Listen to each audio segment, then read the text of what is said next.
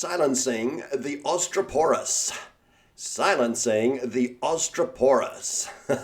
Hello, ladies and gentlemen. My name is Persohn. You can contact me at pastor@mascot.church. That is my email address, or in the comments below if you like. Hey, if you like these videos, like, share, subscribe, comment, etc. Why do I say that? Well, if you do that, you interact with the videos, YouTube then recommends them to a slightly broader audience, and who knows, we might be able to grow the channel. The Obstreperous. What is that? What am I trying to say, and why am I using this word? Is it a dinosaur? The Obstreperous. Well, ladies and gentlemen, I'm just playing with you. The actual word is obstreperous. Obstreperous, and it is not a noun like a tyrannosaurus or whatever. Here's how you would use obstreperous in a sentence. That was a very obstreperous man. Okay, it means noisy and out of control. Noisy and out of control, and so. And the word is made it into Christian theology, into Christian culture, because of a quote from John Calvin many years ago. And John Calvin said that arguments for the existence of God serve to silence the obstreperous. And I believe that it's a really good quote. It makes a lot of sense. You see, an argument for the existence of God doesn't save anybody. Only the Holy Spirit saves people and convinces people that God exists. But sometimes having an argument for the existence of God can help to settle things in the workplace or what have you. You know, the one thing you do not want in life, and you do not want in the workplace, is the environment of offense. You do not want people to get offended, and you don't want to offend people. It is such a curse. In the period of time to come, I'm going to be talking about the role of the church and the role of the minister and so on, and we'll probably give a bit of time to this discussion. Well, if you have arguments for the existence of God, in some environments, you can reduce the level of tension and offense between people. And I have done this a couple of times. I've had people in the workplace who will tease and torment me and so on and put pressure on me because of the things that I believe. That's okay. I don't mind that. But it's nicer, if possible, to build a smooth bridge between some of those people. And so what I've had the opportunity to do is sit down and share an argument for the existence of God that might work, say, here's why I believe that. You'll often find that you'll make a friend, not an enemy. You'll often find that you'll settle this discussion. I've had people say, I don't ever want to talk about this anymore, and they leave me alone, which is interesting. I've had others become, one or two become close, dear friends, just simply because I've engaged them on this topic. And so that's one of the reasons why these arguments for the existence of God are useful. There are three reasons I can think about. Studying the arguments for the existence of God helped me personally tremendously in my walk with the Lord. Because studying these things, I began to see in a clearer, different way that God was the necessary being. It really helped me to understand God's attributes as infinite, as above time and above everything, and helped me to put them into focus. Even though these are largely philosophical arguments, not theological ones, they helped me to frame that language so I could more deeply appreciate the greatness and the wonder of God. Now, there are a number of arguments that I have talked about and over time, but not all of them have become videos. I'm going to probably do that again and broaden this out here a little bit. So the first one, I'll just put some of these up on the screen, is the argument from purpose, or the teleological argument. There's no video that I've done on this topic on my channel because all these things happened, the channel happened since the lockdown period of 2020, but I'm going to do a teleological video sometime soon. I don't know exactly when. The videos you will find here, one is for the Kalam, a cosmological argument. The Kalam cosmological argument. This is well known, and you can memorize this if you want to. It's quite useful. There are a lot of articles on how to use this in general discussion. The main points of the Kalam argument are these. Whatever begins to exist has a cause of its existence. The universe began to exist, therefore the universe has a cause of its existence. Now, of course, you need to know that argument, need to know how to backdrop that and how to present that, but that's the core of the Kalam, cosmological argument. Now, the other argument we've talked about, the other discussion, and I believe there's a video on this one as well, is Leibniz's argument, which you could call the contingency argument. Now, an argument is not a debate. It's a position put forth verbally or in writing or whatever. And the Leibniz discussion, the Leibniz argument for the existence of God, centers around this question. Why is there something rather than nothing? And let's just pop the points of Leibniz's logical points up on the screen here for your edification. And as a reminder, everything that exists has an explanation of its existence. And Dr. William Lane Craig adds this in brackets, which I really like, either in the necessity of its own nature or in an external cause. The second point, if the universe has an explanation of its existence, that explanation is God. 3, the universe exists. 4, therefore the universe has an explanation of its existence. 5, therefore the explanation of the universe's existence is God. These are the 5 points that are used in formal logic, and that's the way that they're addressed. Nevertheless, the Leibniz point argues and starts from this position that everything that exists has an explanation of its existence, and goes to answer this question, why is there something rather than nothing? Now, in all of these things, and combining these, I've kind of worked a formulation that I like to use myself. I like to just have it in my head to discuss with people. And what I've done here is I've kind of hybridized these two. Now, that's not logically smooth. I'm taking two logical arguments and combining them, but in kind of a folksy, casual discussion, they tend to work. And you can hop people into these 7 points I'm going to give you really quickly at any point in your discussion. You can sort of enter them. So I like these. I keep these sort of with me, and I go over them again and again in my mind. I'll pop them up on the screen for you. So this is Al's formulation of the combination of the Kalam and the Leibniz argument. Okay, so again, we're just in review. Let's pop this up on the screen and let me just go through my 7 points here. So it works like this. I begin with from nothing, nothing comes, the Latin ex nihilo nihil fit, right? From nothing, nothing comes. That's my first point. Then the second point I go on to say is there was a time when any particular thing was not. In that case, something other than that particular thing caused that particular thing to be. That's my point number 2. My point number 3, all effects, things, or actions have causes. All causes come before their effects. That becomes a good landing point. The third point follows on from the second. What follows on from the third? My fourth point, nothing can be self-caused, or it would bring itself into being, right? Nothing can be self-caused, or it would bring itself into being. It would have to exist before it existed, in other words. Even an omnipotent being cannot cause itself to be. An existing thing cannot have a non-existing thing as its cause. Nothing can have no thing as a cause. That's my 5th point. Let's go over this one again. An existing thing cannot have a non-existing thing as its cause. If a thing exists, it can't have something that does not exist as its cause. My 6th point, all things are dependent on something else. So this is the natural 6th step here, follows on from the first 5. Everything depends on something, either both for its origin and often for its ongoing existence. And then my next one would be, if you go back far enough, you would end with nothing, no thing. Now those are my 7 points.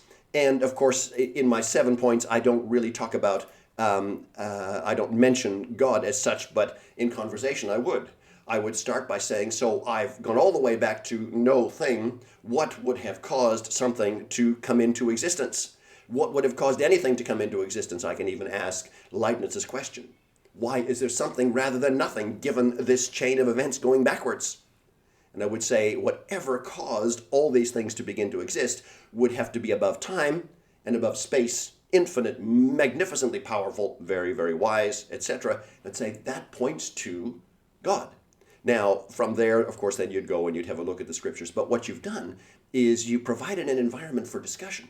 You might make yourself the best friend, after that. And certainly, you'll find if you can do things like that, that frequently people who come after you, tease you, torment you in the workplace or whatever, if you have this discussion, or in families, in a family place, will not want to go down that road with you anymore. And so you can go some way to silencing the obstreperous. Some people will just get mad and make life hell for you. That's just the way human nature works, isn't it?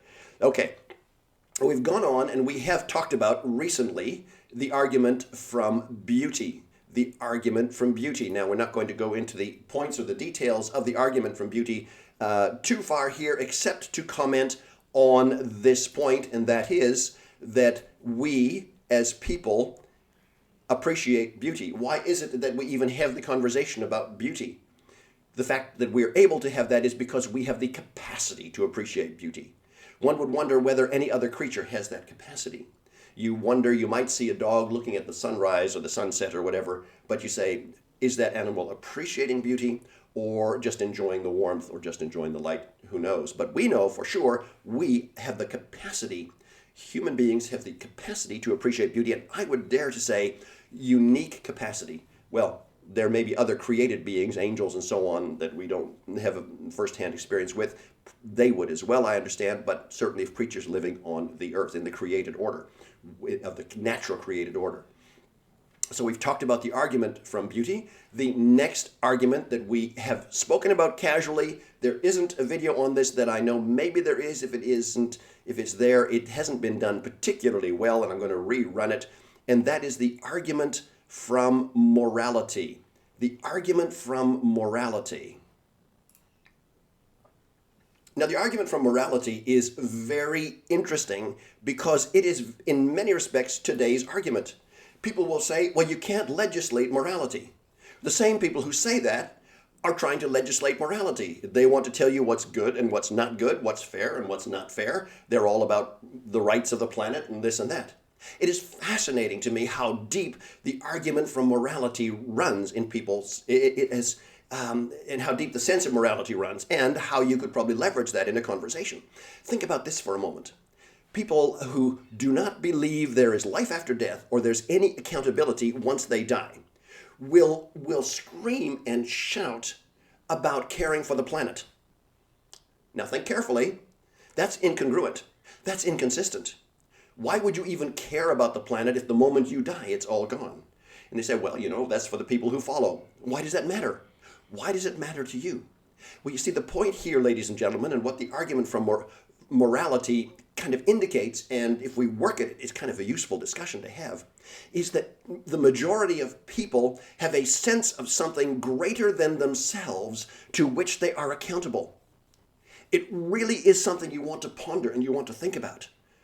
You'll also notice that often the same people will have discussions about the rights of minority groups, and you again say, why would you even care? Because when you die, those things you're just going black, you're going somewhere, nowhere. Well, we have to care about those people. Why? What is driven on the inside? You'll also notice that there are people who, while ever they'll deny the existence of God or whatever, they don't really care that there's anything eternal, what have you, will often be very superstitious and will hold to things like karma or astrology or whatever. If they do something wrong, they might even come to you to try to atone for that wrong thing. Now, that's not a bad thing, that's okay, but what is driving them to do that? There's a sense of moral right and wrong on the inside. This is a very, very fascinating discussion, and certainly in the light of Romans 1, 2, and 3. It's very fascinating. And so now we need to move on to the discussion for the day, okay? And I realize there's something I didn't start with a scripture reading or anything of the sort here. We're going to end with a passage. Just so excited about the thing, I just hopped straight in. We're going to go to a passage in the book of Revelation at the end. But remember, we hold to the goodness and the wonder of God as creator. So today's conversation is simply an introduction to, and I've used up a lot of my time. I think I'm going to have to give up this whole sense of trying to get everything done within 20 minutes. The argument for today is an introduction to what we call the fine-tuning argument. The fine-tuning argument. Now, this to me they're all fascinating, but it's fascinating, but it's very, very deep. The problem with the fine-tuning argument here is that I could quote really sciencey stuff about the laws of physics and this and that and the gravitational constant and so on, but it's not where I live and work. I could not calculate the gravitational constant. I don't have the ability to do that. So when I quote that, I'm quoting scientists and so on. And it's like, there are some elements of the fine-tuning discussion that can work and that we can bring home to you and I. We might get a chance to mention one of those a little while later.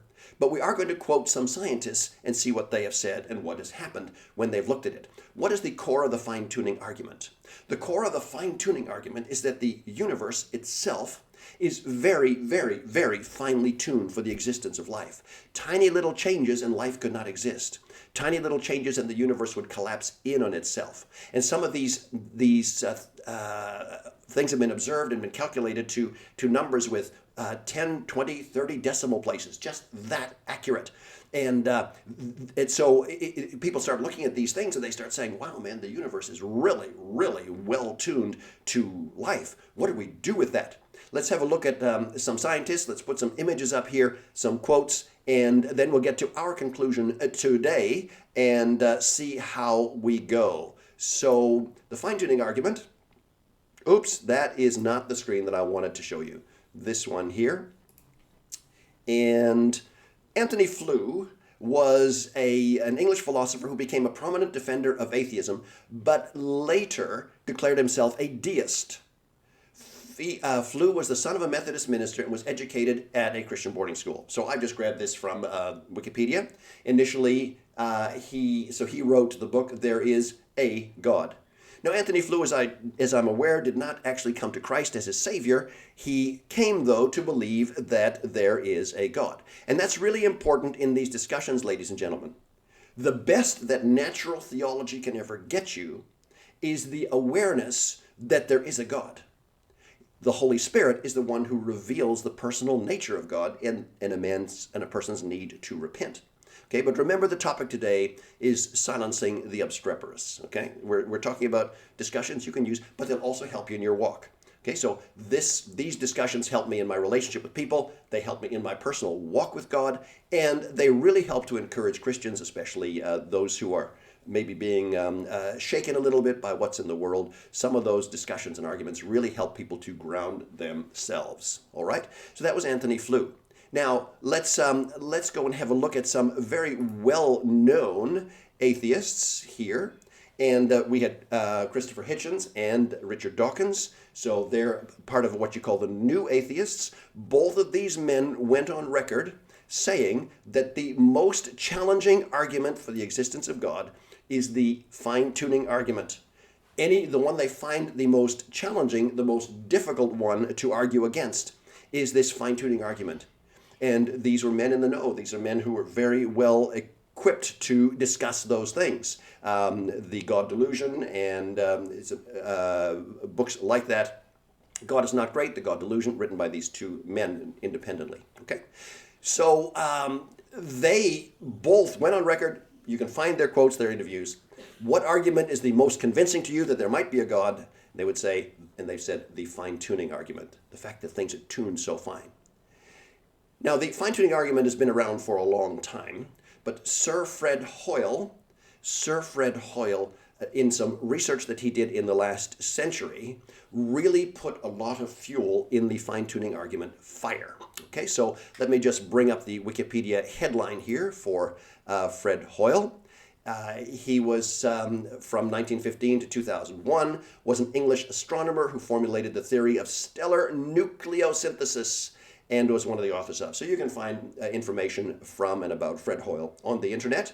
And let's go and have a look at some things that he said. Fred Hoyle said in his book, Intelligent Universe, the chance of obtaining even a single functioning protein by chance combination of amino acids to a star is equal to a star system full of blind men solving Rubik's Cube simultaneously. Okay, so that's a partial sentence. Let me just read it again. The chance of obtaining even a single functioning protein by chance combination of amino acids to a star system full of blind men solving Rubik's Cube simultaneously. That is a pretty big probability. That's a big problem. He also said, a common sense interpretation of the facts suggests that a super intellect has monkeyed with physics as well as chemistry and biology. So this is very interesting. This is actually a man who he always denied the existence of God, came up with theories to try to work around that, and which had been actually debunked. He came up with what was called the steady state theory. But look what he said. He said the chance of these things, the formation of protein happening by chance, would be equal to or something like a star system full of blind men who solved Rubik's Cube at the same time. Amazing, isn't it? Fascinating. And then he said it looks like a super intellect has monkeyed with physics and biology. Paul Davies was one of Hoyle's students, or I guess Hoyle has passed, Paul Davies is still alive. I'm not sure how to use is and was there. Let's grab a quote from Paul Davies here. There is now physicist Paul Davies, there is now broad agreement among physicists and cosmologists that the universe is in several respects fine-tuned for life. It is fine-tuned for the building blocks and environment that life requires. That was Paul Davies. Let's go on here. This is Stephen Hawking. The laws of science as we know them at present contain many fundamental numbers, like the size of the electric charge of the electron and the ratio of the masses of the proton and the electron. The remarkable fact is that the values of these numbers seem to have been very finely adjusted to make possible the development of life. So that is Stephen Hawking, even also asking these questions. Now, what answers, or what is the current position? How do a lot of modern scientists and philosophers who deny the existence of God, how do they deal with that? Well, there is a very curious an approach to this. Some have tried to say within our existing universe, it could be possible to do those things. There's a lot of marvelous discussions about this. I've listened to the pros and cons and read the pros and cons over the years. It's fascinating. But one of the theories that's out there is the theory of the multiverse. What is the multiverse? This theory suggests that there is an infinite, unending number of universes out there, and that one universe cannot contact the other universe. Now, of course, that there's a big challenge there, and that is the challenge of infinites. That's a really, really big challenge. If you have an infinite number of, I don't know, here we go, an infinite number of pens, infinite number, and let's say I have an infinite number of pens, and I give you every other pen, every second pen. How many pens do you have? Well, you have an infinite number of pens, and I have an infinite number of pens. Well, that's really interesting. However, if I have an infinite number of pens, and I give you all the pens except for 3, how many pens do I have? 3. How many do you have? An infinite number. So what am I saying?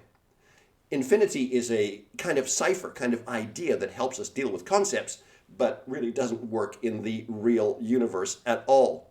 Some have said that the universe existed infinitely. We already know that the universe will run down over time slowly. If it existed in infinite past, it should have run down a long time ago. Think about that. These are challenging thoughts. However, the whole idea of the multiverse is that there is an infinite number of universes out there, and that we just happen to be the lucky ones who are alive in the universe that works. Well, the problem with this argument is really interesting. Rather than saying that our universe is tweaked and adjusted and fine-tuned, what they're saying is, of that infinite number of universes, we just happen to be able to exist, and that's all good, but there's an infinite number out there where maybe people don't exist. This is a problem because it requires something to generate these infinite universes. Have you thought about that? If there is a multiverse, what causes those infinite universes to exist? So really, that machine or that multiverse generator is going to have to be magnificently finely tuned to generate an infinite number of universes, isn't it? Think about that. So that really drains the multiverse conversation pretty badly. It kind of drains the swamp on that one. Basically, what they've done is they've taken the fine-tuning argument and they just kicked it up the hill, and they made it far worse. The next argument, so that's kind of where people are who try to argue about those things. Where are people like me? Where am I? Well, I'm not in the multiverse argument. I actually like this one here. I like the anthropic principle. which it works around this question. Was the universe somehow made as a home for man? You see, I see the universe, and I believe, and most Christians see the universe as being specifically designed as a home for God's creatures, the highest of which is humanity, which is created in the image of God. This argument is called let me just pop this up on the screen again. It is called the anthropic principle, or the man-centered, or the creation-centered principle. Now, we could push this discussion very, very far. I have pushed my time again, all right? Where does this leave us as Christians? Well, to me, I'm deeply and greatly encouraged when I look at the fine-tuning argument. It helps my walk with the Lord, helps me understand how precious and how understandably, beautifully wonderful life is. It helps me to appreciate the beauty of my Creator, and so on. It draws me to this passage here, quoted from the King James Version. Normally I quote from the ESV. I do like this from the King James, and I'm going to put it up on the screen. Revelation chapter 4, verse 11, as I end today. Here we go. Thou art worthy, O Lord, to receive glory and honor and power, for thou hast created all things, and for thy pleasure they are and were created. This draws from this wonderful imagery of Psalm 19, the heavens declaring the glory of God, God creating these things by his will. That's the for his pleasure. How other translations translate the for his pleasure by his will. God does everything. God's will is always for his pleasure in any case. So as a believer, I look at the fine-tuning of the world around me, and I see the hand of God continually, constantly there. You might say, well, if why didn't God put us in an easier world to live in? Well, how much easier, right? Why didn't he put us in a harder world to live in? Some of these moral questions, surrounding the question of evil and the question of struggle and so on, need to be considered as well, but they're really interesting thoughts, right? And then you look at the wonderful world of nature around you, and you see you see everything fine-tuned and adjusted that God created for his pleasure, so that we could walk with him and talk with him. Okay, ladies and gentlemen, that has been an introduction to, just an introduction. Can't get too far today, or, wow, got a lot to do. This has been an introduction to the fine-tuning argument. I called the message, Silencing the Silencing the Obstreperous. God bless you. My name is Persohn. You can contact me at pastor@mascot.church. Come back soon. We will talk again.